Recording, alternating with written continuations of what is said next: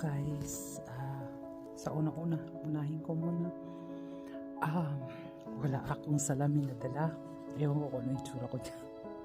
Pasensya, ano lang ako guys, gusto ko lang i-share sa inyo kasi first time ko ngayong araw nakapagpasok ng simbahan kung saan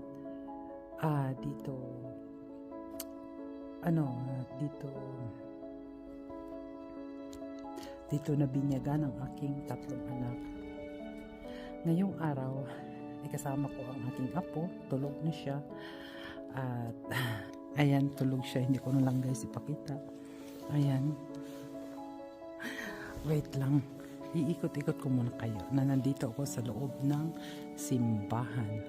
Gusto ko lang kasi guys i-share ang damdamin ng isang lola. Masarap lang damdamin ng isang lola, no? Masarap naman talaga. Pero ngayon gusto ko lang ma-share sa inyo dahil ano ba yung bang inikot ko kung saan kong kindergarten dinala yung mga anak ko, yung tatlo kong anak. Inikot ko na tong buong ikot na to kahit malamig ngayon. Ay dito na ako galing pala muna sa simbahan na to kanina. Nilabas ko lang uli kasi si Amelia, yung apo ko, ay gising pa. Hindi ako makapagdaldal, baka umiyak.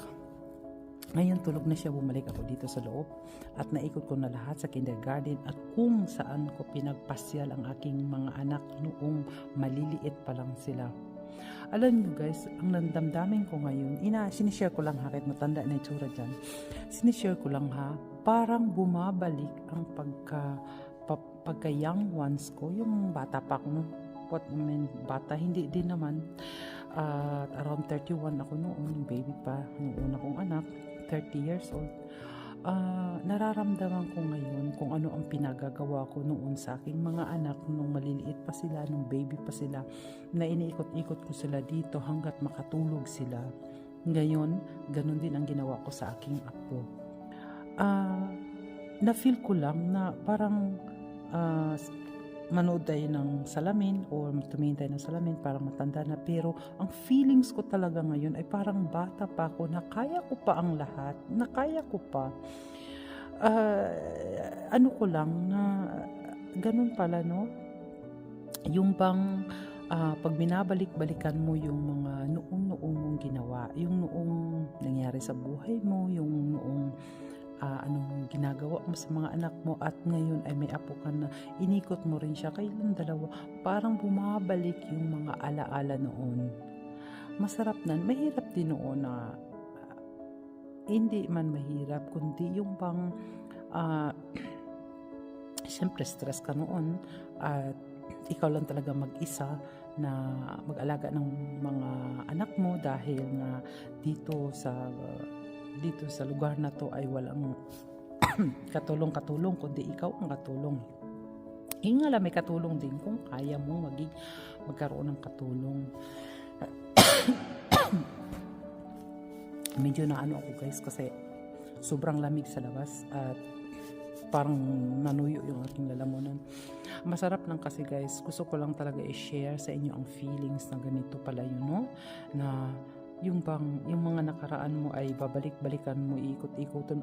First time ko pa lang kasi ngayong araw na naikot, at itong simbahan na to guys, dito bininyagan ang tatlo kong anak. Ayan, yung pinakita ko na kanina, ayan, dito sila bininyagan. At first time ko lang din ngayon nakapagsimba ngayong year. Anong simba? Wala nga, bisita lang to kasi hindi pa ako nakapag-attend ng mass ngayong year. Ewan ko ba guys, pero ang pananampalataya ko naman ay nandyan pa rin naman. Syempre di yan mawawala.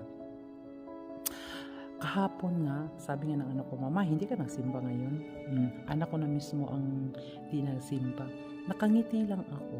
Pero syempre, ewan ko, pero sorry talaga. At pasalamat lang ako sa Diyos na kahit walang misa ay nagsindi ko ng kandila at yun lang. At syempre panatili pa rin tayo mananampalataya. Ang ano ko lang talaga ngayon guys, kasi iniikot ko talaga yung mula dito hanggang sa railway station at yung pinag-iikotan ko nung maliliit mga anak ko, nung bago pa lang ako dito. Nakakaantig ng puso kasi mula nang malalaki yung mga anak ko, ay hindi na ako nakakapag-ikot-ikot dito sa pinag-iikotan ko sa kanila dati. Nag-iikot din kami doon lagi namin pinag-joggingan or whatever, pero ditong area na to, tagal na talaga guys, hindi ako nakapag-ikot. Kaya sabi ko, ang sarap ng feelings talaga, ang sarap. Yun lang guys ang i-share ko kasi pag maganda ang loob ko, kung maganda ang ko ay sinishare ko lang yan guys sa inyo kasi hindi ko na nabidyohan ko kaso lang pahaba, hindi na pwede dito na isama ko dito sa binidyohan ko yung mga ways, yung mga kung ano doon maganda talaga at saka maganda ang sikat ng araw pero sobra pa talaga ang lamig. Nung malalamig ka pa talaga, ewan ko kung nung itsura ko dyan pero pasensya, hindi na ako mahiya talagang lola na talaga So guys, yun lang at sana'y maunawaan nyo ako kung ano yung aking ni-share ngayon, pero ginagawa ko to for me also, na i-share ko din sa inyo kung ano yung feelings na yun kasi someday na kung hindi na ako makapagawa ng video ay ito na lang ang panoorin ko pag dumagdag ng ating edad. Bye bye guys!